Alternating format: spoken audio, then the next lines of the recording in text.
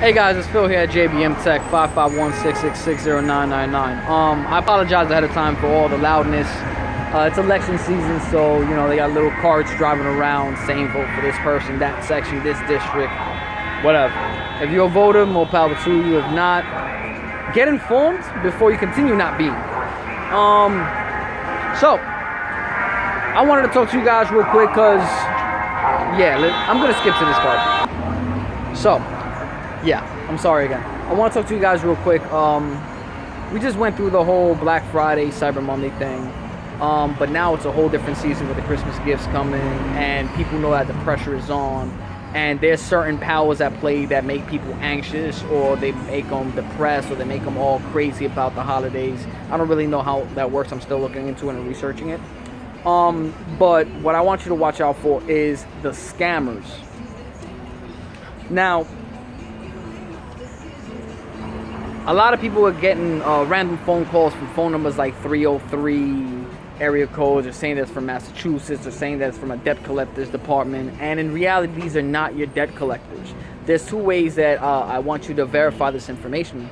When you get one of these phone calls, if you happen to be one of the kind of people that don't have like a Scam Watch app on their phone, I don't get paid to like blast any of these off, but I personally like using Truecaller. For some people it works, for some people it doesn't. It allows me to like know if it's a scam, know if it's a debt collector, know if it's my, mom.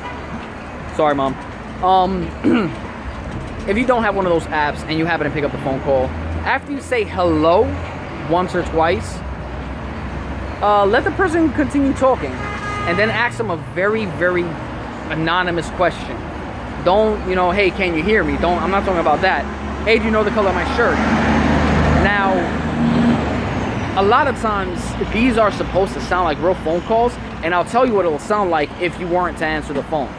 If you were to answer the phone, my bad. It'll be like, hey, oh man, good thing I could catch on the phone. Listen, how are you? Oh, that's great. Yeah. So the reason for my phone call is we check here in your records that your email address hasn't been updated in a while.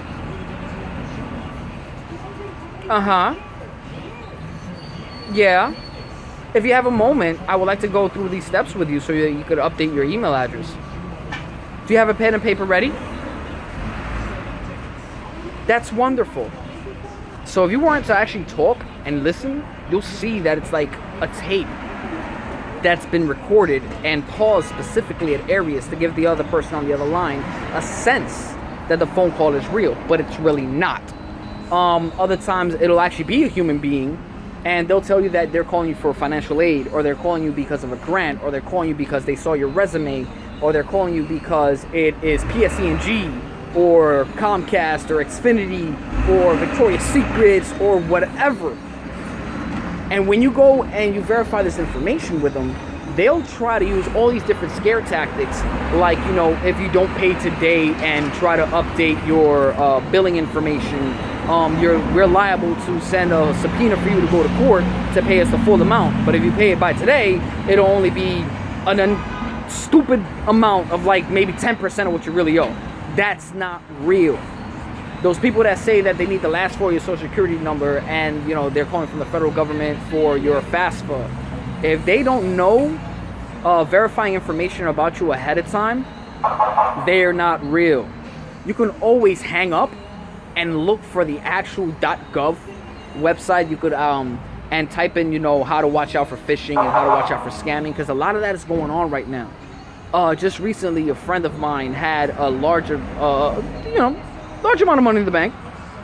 They were saving up to do some Christmas shopping and stuff like that, and they went into their account and somebody called them saying that they owed a specific amount of money, and if not, that they were going to start pressing charges against them because the debt collection has been so long overdue, and that they actually have different tickets and all types of craziness. So they went and they gave them, the credit card information to take out a sum, and they automatically saw a receipt there for $172 from the Federal Department of Education and blah, blah, blah. And then the very next day, they were in the hole for like $2,000. Just true evil.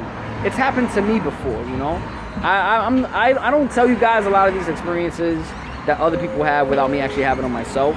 And I've been a victim 2 times in the past 10 years of somebody hacking into either my bank account for my own stupidity. So I've learned that way on how to defend myself. There's you can go right into your web browser and type in scam watchers and press enter. Press the search tab. The very first thing that's going to pop up is the Scam Watchers website backed up by the United States government. Once you click on it, you can type in and reverse look up a phone number that's been calling you, and you'll see if other people have already hashtagged it, or if other people already put it down as spam, if other people, you know, have been, because I've been reading up on a lot of these numbers, and sometimes it'll be one number calling you one day saying that they are here for your medical insurance. Then the same exact number with like 1 digit changed at the end will be calling you, and the very next day now it's PSE&G threatening to cut off your electricity because you have a past due bill, and it's been but these are people that are getting public information, and people that have access to your credit report, because a lot of that is public information also, and all they have to do is match maybe 2 or 3 lenses. Like, let's say something as secure as Credit Karma. All right, you go into Credit Karma.